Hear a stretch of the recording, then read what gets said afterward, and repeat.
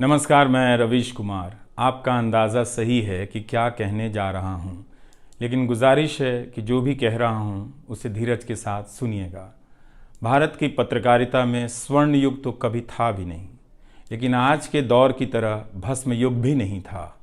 भस्म युग से मेरा मतलब है जहाँ इस पेशे की हर अच्छी बात तेज़ गति से भस्म की जा रही हो। यह दिन भी आना ही था। इस देश में अलग अलग नाम वाले अनेक चैनल हो गए हैं, मगर सब हैं तो गोदी मीडिया ही। उसका परिवेश, उसका इकोसिस्टम, पत्रकारिता का और माहौल सब खत्म कर दिया गया है। मगर पत्रकारिता करने और कराने का दावा भी सब कर रहे हैं।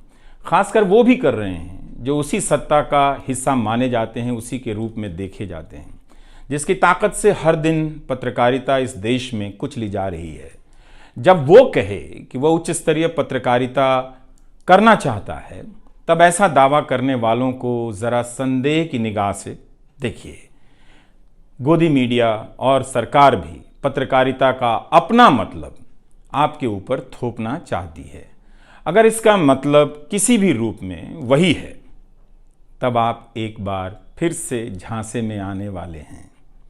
इस वक्त अपने संस्थान को लेकर कुछ खास नहीं कहना चाहता, क्योंकि भावुकता में आप तटस्थ नहीं होते, ऑब्जेक्टिव नहीं हो सकते हैं। एनडीटीवी में 26-27 साल गुजारे हैं। इतनी लंबी यात्रा के अपने उतार चढ़ाव भी हैं। अनेक साथी, वरिष्ठ, कनिष्ठ सब शामिल हैं। कितने लोगों ने साथ दिया है। इन अनुभवों के बारे में कभी भी वस्तुनिष्ठ तरीके से नहीं बोला जा सकता, और आज के दिन तो बिल्कुल नहीं, क्योंकि कई बार तथ्यों के साथ भावनाएं मिल जाती हैं और भावनाओं के तूफान में बहुत सारे तथ्य छूट जाते हैं। बेहतर है कि इसे संक्षिप्त ही रहने दिया जाए। जो आदरणीय शख्स हैं उन्हें मैं याद कर ही रहा हूँ। काफ़ी सारी शानदार यादें हैं एनडीटीवी में, अब दोस्तों के बीच सुनने सुनाने के काम आएंगी। आज के दिन किसी एक व्यक्ति का नाम लेना मुश्किल हो रहा है, तब जब आपके पेशेवर जीवन में अनेक लोगों का हाथ हो। कैसे एक का नाम ले सकते हैं? मैं जानता हूं कि पूर्व सहयोगी, मौजूदा सहयोगी सब मुझ में अपना हिस्सा देखते हैं, और वो सही भी है। मुझे सभी से कुछ ना कुछ मिला है। मैं सबका ही आभारी हूं। इसलिए एक का जिक्र कर बाकी को छोड़कर आप न्याय नहीं कर सकते, खासकर ऐसे दिन। वैसे भी इस वक्त तो हर चेहरा ही अच्छा नज़र आ रहा है, क्योंकि सबने मेरे अनुभवों को, मेरे जीवन को समृद्ध किया है। बेटी विदा होती है तो वो दूर तक पीछे मुड़कर मायके को देखती रहती है। मैं इसी स्थिति में हूँ। अभी मुड़कर देख लेने दीजिए, फिर कभी विस्तार से एनडीटीवी की बात करूँगा, लोगों के बारे में और एनडीटीवी के बारे में, डॉक्टर रॉय, राधिका रॉय के बारे में भी। मैं कई लोगों की प्रतिक्रियाएं पढ़ रहा था। बहुत सी बातें तो मुझे आज ही पता चली। हैरानी हुई कि हर किसी के पास एनडीटीवी का एक अलग ही किस्सा है। वाकई उन 27 वर्षों के बारे में ठहर कर और संभल कर बात करने की ज़रूरत है। एनडीटीवी ने एक चीज़ सिखाई कि टीवी में और टीवी का एक ही मतलब होता है, टीम। एंकरों के स्टार बनाए जाने के बाद यह धारणा टूट गई, मगर आज भी टीवी के बुनियाद में यही है कि जितनी अच्छी टीम होगी उतना अच्छा काम होगा। अभी इस बात को यहीं रहने देता हूँ, कभी किसी और वक्त के लिए, तब जब आप भावुक ना हों, तब जब मैं भावुक ना हूँ कि एनडीटीवी छूट रहा है।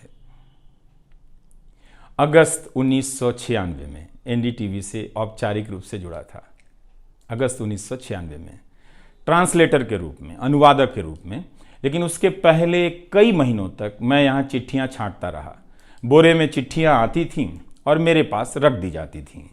तब दर्शक पोस्ट बॉक्स में चिट्ठियाँ भेजा करते थे। देश भर से दर्शक अपने हाथों से अलग अलग कार्यक्रमों के एंकरों को लिखा करते थे। इन्हें पढ़ते हुए मैंने टीवी के कार्यक्रमों के आसपास दर्शकों को बनता देख रहा था। मेरा काम था उनकी बारीक नज़र से लिखी गई चिट्ठियों पर रिपोर्ट बनाना और एंकरों या कार्यक्रम के प्रोड्यूसर को सौंप देना। दिहाड़ी का काम था, उसी के हिसाब से मजदूरी मिलती थी, पैसे मिलते थे। मेरी ज़िंदगी में यह काम आज भी जारी है। आज भी आप मुझे सैकड़ों की संख्या में मैसेज लिखते हैं, हाथ से लिखी चिट्ठियां भी आती हैं, बहुत अच्छी लिखावट में। मैं ज़्यादातर मैसेज पढ़ता भी हूँ और सभी के नहीं तो बहुतों के जवाब देने की कोशिश करता हूँ। कई बार तो अपनी निराशा भी आपसे साझा कर देता हूँ।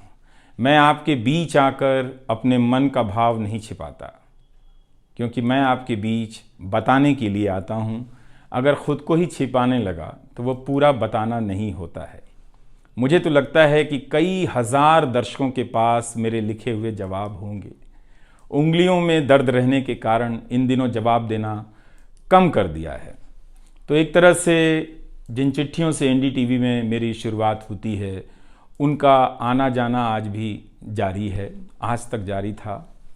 वो काम आगे भी जारी रहेगा, लेकिन इतने सारे सुझावों, जवाबों, अपेक्षाओं, शिकायतों और डांट के बीच सोना, जागना और जीना मुझे आपके हवाले करता चला गया। मैं खुद के पास तो रहा ही नहीं, आपके बीच गया तो घर ही नहीं लौटा।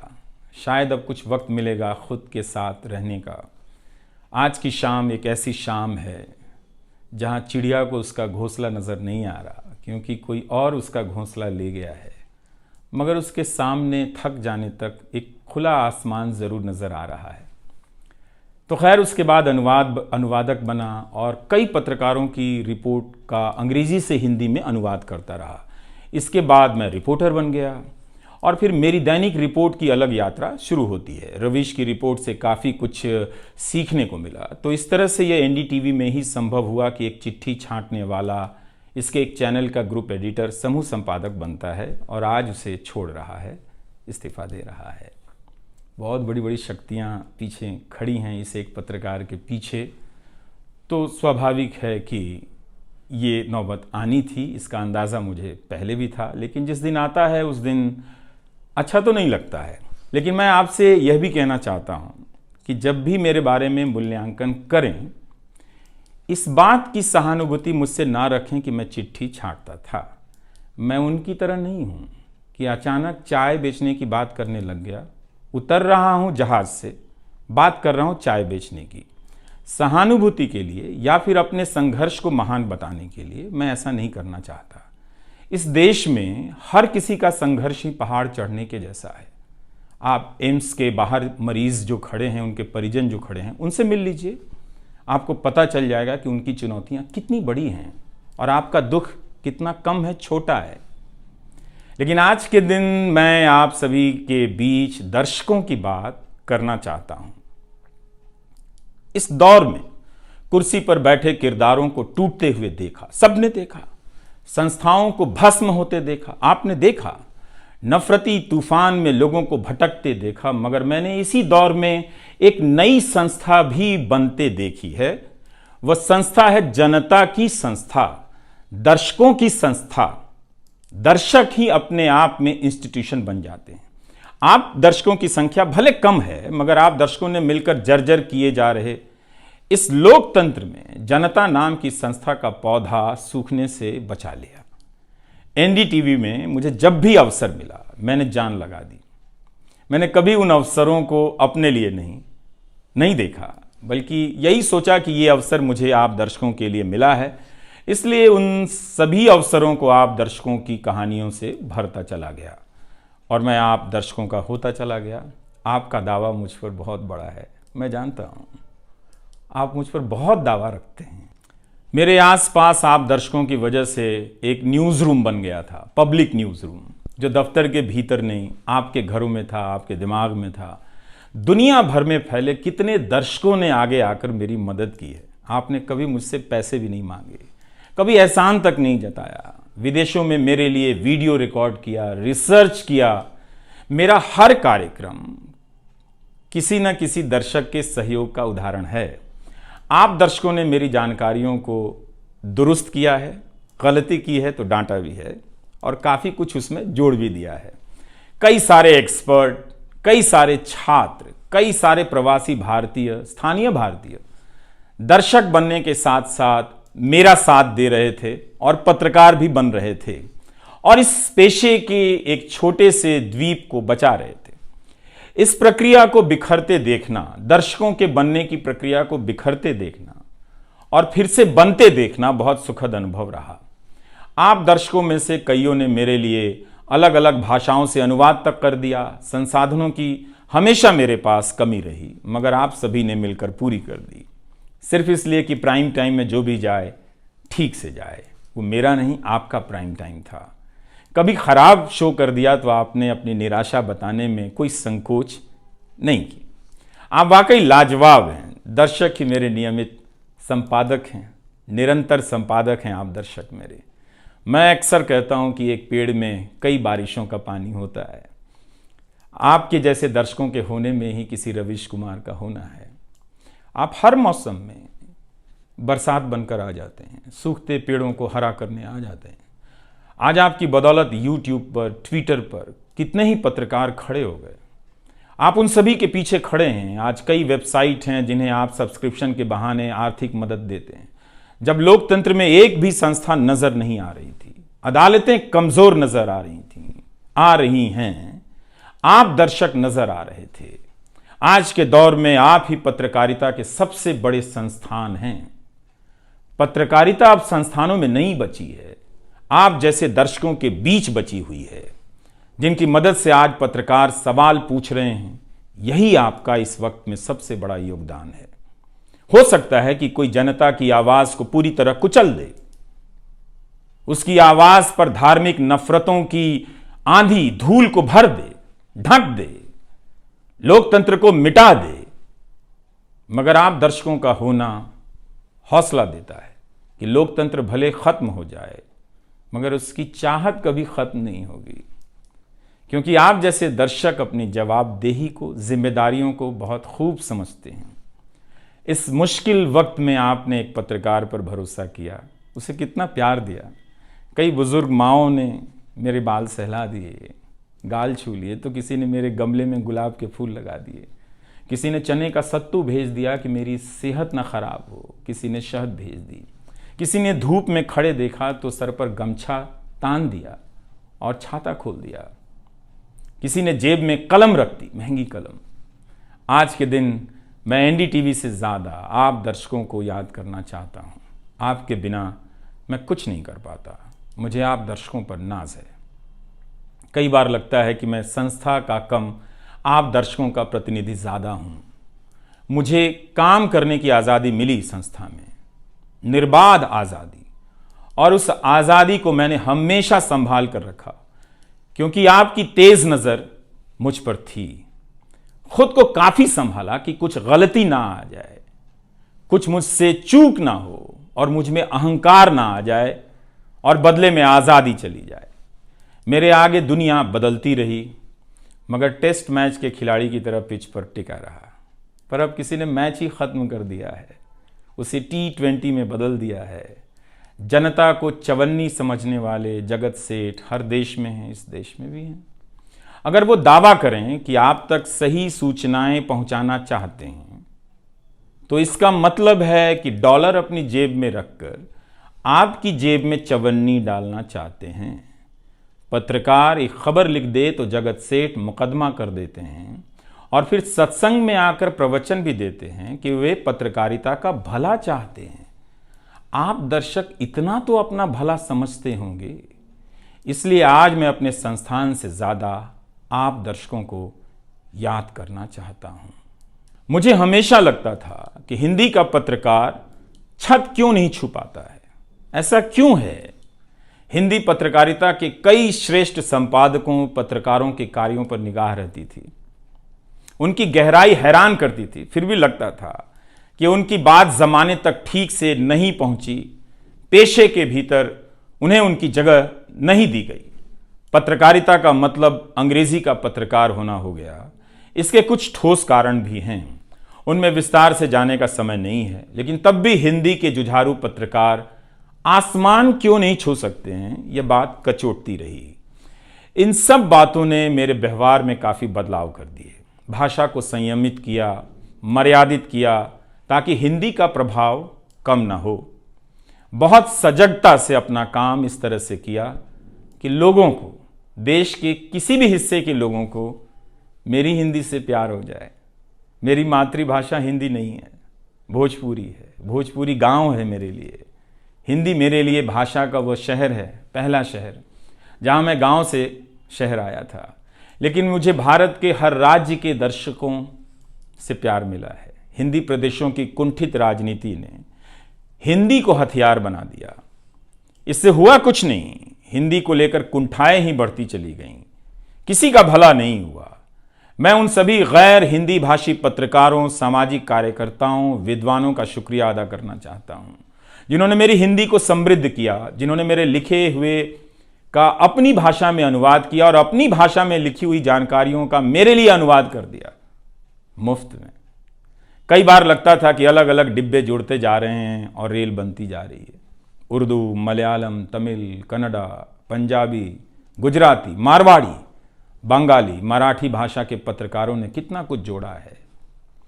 यह बात कहीं हिंदी बनाम अंग्रेजी की तरफ ना मुड़ जाए, इसलिए कहना जरूरी है कि अंग्रेजी भाषा में लिखने वाले विद्वानों और पत्रकारों ने मेरी खुलकर मदद की है, मेरे साथ बराबरी का व्यवहार किया। जो नहीं कर सके, ऐसे हैं, उनका क्या हिसाब करना, उनका क्या रोना, मगर जो बराबरी के साथ पेश आते रहे, उनका आभार व्यक्त करना चाहिए।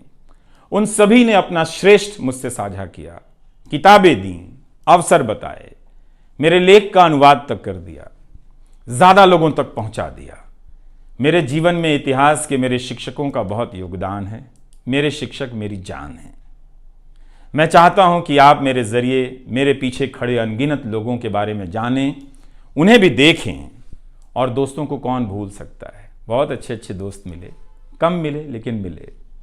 आप जनता के बीच जाने के तमाम अवसर मेरे लिए बहुत खास हैं। तमाम आंदोलनों को कवर करने गया, आपके बीच जाते ही जो चीज़ खास नज़र आती थी वो है एक पत्रकार के प्रति आपका विश्वास, आपकी समझ। आप लोगों से मैं घिर जाता था। आपके भीतर कितना कुछ बहने लग जाता था, जिसे एक राज्य को सुनना चाहिए, जिसे सुनाने के लिए पत्रकार से अच्छा कोई जरिया नहीं।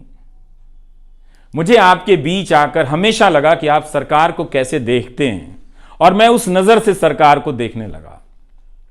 इसी का भरोसा है कि आपकी सक्रियता में ही भारत का लोकतंत्र धड़कता है। शाहीन बाग और किसान आंदोलन की जिद में मुझे सूरज की रोशनी दिखाई देती है। आपको जनता बनते हुए देखा है। मेरा विश्वास गहरा होता चला है कि तंत्र भले खत्म हो जाए, लेकिन जनता के बीच जन बचा हुआ है। एक दिन यही जन आज से बेहतर तंत्र बना लेगा। आज कुछ लोगों को यकीन हो गया है कि सारा तंत्र उनके कब्जे में है। अब जन का कोई मोल नहीं। मीडिया को खत्म कर विपक्ष और जनता को खत्म किया जा चुका है। ऐसा सही भी है, मगर यही शाश्वत नहीं है। एक ना एक दिन जब लोग अपनी नफरतों से जर्जर हो जाएंगे, उनकी नफरतें उनके शरीर से दरकने लग जाएंगी, तब उन्हें किसी नई जमीन की तलाश होगी, किसी पत्रकार की याद आएगी। नफरत की गुलामी से बाहर आने का रास्ता आप ही बनाएंगे, आपको ही बनाना है। एनडीटीवी में मैंने लिखना, बोलना सीखा, दिखना सीखा, अच्छे कपड़े पहनना सीखा, टाई पहननी सीखी। बस केवल डांस नहीं आया, क्योंकि काम से वक्त ही नहीं मिला। आप सीख लीजिएगा। आज के दिन मैं अपनी महिला सहयोगियों को ख़ास तौर से याद करना चाहता हूँ। काम के प्रति ईमानदारी, टिक कर काम करना और पेशे की नैतिकता की समझ मुझे अपनी महिला सहयोगियों से मिली है, और मैंने उनसे चुरा भी ली है। उनसे मेरी सामाजिक और नैतिक समझ बहुत बेहतर हुई। मेरी इस यात्रा में बहुत सी समझदार औरतें और लड़कियों के अनुभव शामिल हैं। मेरी जीवन साथी का भी, मेरी बेटियों का भी, मेरे सास ससुर ने बहुत साथ दिया ताकि मैं बाहर जाकर रिपोर्ट कर सकूं। मेरी माँ, मेरी भाभी, मेरे परिवार के सदस्यों ने भी ठठेरे की तरह सब ने पीट पीट कर पीतल से बर्तन बना दिया। यह मैं इसलिए भी रेखांकित कर रहा हूँ कि पत्रकारिता के पेशे में मर्द ही नहीं, मर्दवादियों का कब्जा है। उनकी आक्रामकता के बीच कई बार दम घुटता था। इतनी आक्रामकता के बीच आप रचनात्मक हो ही नहीं सकते, संवेदनशीलता आ ही नहीं सकती। इस पेशे में तमाम महिला सहयोगियों ने मुझे मर्दों की आक्रामकता से बचा लिया। अगर आप इस पेशे में आ रहे हैं, विद्यार्थी हैं, तो हमेशा अपनी महिला सहयोगियों के साथ सलीके से पेश आइए, उनकी काबिलियत को स्वीकार कीजिए, तारीफ कीजिए। प्राइम टाइम के वक्त अक्सर कहा करता था, मुझे काम करने दो, 9 तो 9 बजे ही बजते हैं। सुबह उठते ही मेरे दिमाग में रात के 9 बजने लग जाते थे। मैं टाइप करने लग जाता था, रोज़ 5000, 6000, 7000 शब्दों की टाइपिंग। अब शायद 9 ना बजे, प्राइम टाइम ना हो। मुझे पता नहीं था, पता नहीं है कि अब 9 बजे क्या करूँगा। मुझे टीवी से बहुत प्यार है, इस माध्यम से दिल लग गया था, शायद इसी वजह से दिल टूट रहा है। वो लाल माइक याद आता रहेगा, अब वो लाल माइक नहीं होगा। मैं जानता हूँ कि आप दर्शकों की आदतों में मैं शामिल हो गया हूँ। आप काफ़ी तकलीफ़ में थे कि मेरा क्या होगा, मैं क्या करूँगा, मैं प्राइम टाइम क्यों नहीं कर रहा हूँ। मुझे लगा कि चुपचाप किनारे हो जाना चाहिए। धीरे धीरे मेरे नहीं होने की आदत आपको डाल देनी चाहिए। इसलिए कई दिनों से प्राइम टाइम नहीं कर रहा था, ताकि आप मुझे कुछ भूल सकें। मगर आप हैं, मानते ही नहीं। हर रात 9 बजे के बाद मैसेज करने लग जाते हैं कि कहाँ हो, बीमार तो नहीं हो, सब ठीक तो है, एनडीटीवी में क्या चल रहा है, आप अच्छे हैं। तो भारत का मीडिया स्पेस बदल चुका है। उन हज़ारों युवाओं की सोचिए जो पढ़ाई पत्रकारिता की कर रहे हैं, लाखों रुपए लगा रहे हैं, मगर उन्हें काम दलाली का करना पड़ेगा, क्योंकि इसके लिए अब कोई सांस्थानिक जगह नहीं बची है। इसी के बीच जो आने वाले पत्रकार हैं, जो इस वक्त पत्रकार हैं, सभी को जूझना है। कोई घुट रहा है तो कोई इस पेशे को छोड़ रहा है। कई लोग कहते हैं कि नौकरी की मजबूरी के अलावा पत्रकार बनने की कोई दूसरी शर्त नजर नहीं आती, कोई उत्साह नहीं है। यहां तो जस्टिस तक कह रहे हैं कि जमानत देने पर जजों को टारगेट किए जाने का डर लगता है। जब जज को ही डर लगता है, तब फिर इस दौर में यह बोलना भी गुनाह है कि मुझे डर नहीं लगता है। एक डरा हुआ पत्रकार मरा हुआ नागरिक पैदा करता है। इसलिए बोला कीजिए कि हमें डर नहीं लगता है। आप उस देश के नागरिक हैं जिसने नंगे पांव ब्रिटिश साम्राज्य को घुटने पर झुका दिया। कोई कारण नहीं कि मैं आप पर भरोसा ना करूं कि एक दिन आप गोदी मीडिया की इस गुलामी से बाहर आएंगे। आप हमेशा इस गुलामी में नहीं रह सकते। इसकी गुलामी से आपको लड़ना ही पड़ेगा। यह सबकी लड़ाई है। इस लड़ाई के बिना आप दुनिया में सर उठाकर नहीं चल सकते। आपकी यही पहचान होगी कि आजाद देश के गोदी मीडिया के गुलाम हैं। इसके खतरे की गंभीरता को समझिए। कानून की आड़ में अब अधिकार कुचले जा रहे हैं, अभिव्यक्तियों को रौंदा जा रहा है, ताकि सारे अवैध काम वैध नजर आए। इस समय मेरे रास्ते निश्चित नहीं हैं, निश्चित हैं तो सिर्फ हौसला है। उसका भी क्या भरोसा, कभी आसमान में होता है, कभी पाताल में। एक यूट्यूब चैनल बनाया है रवीश कुमार ऑफिशियल, और फेसबुक पेज भी है रवीश का पेज। इसे सब्सक्राइब कीजिएगा। अब मैं यूट्यूब पर ही नज़र आऊँगा, एनडीटीवी इंडिया पर नहीं। किसी संस्था के साथ मर्यादाएं बहुत अलग होती हैं, फ्रीलांस और आज़ाद जीवन की अलग। लेकिन इस बार परिवार के साथ थोड़ा वक्त बिताना चाहता हूँ, जीना चाहता हूँ। मैंने इस्तीफ़ा दे दिया है। नमस्कार, मैं रवीश कुमार अब आपको उस चैनल पर सुनाई नहीं देगा। नमस्कार, मैं रवीश कुमार।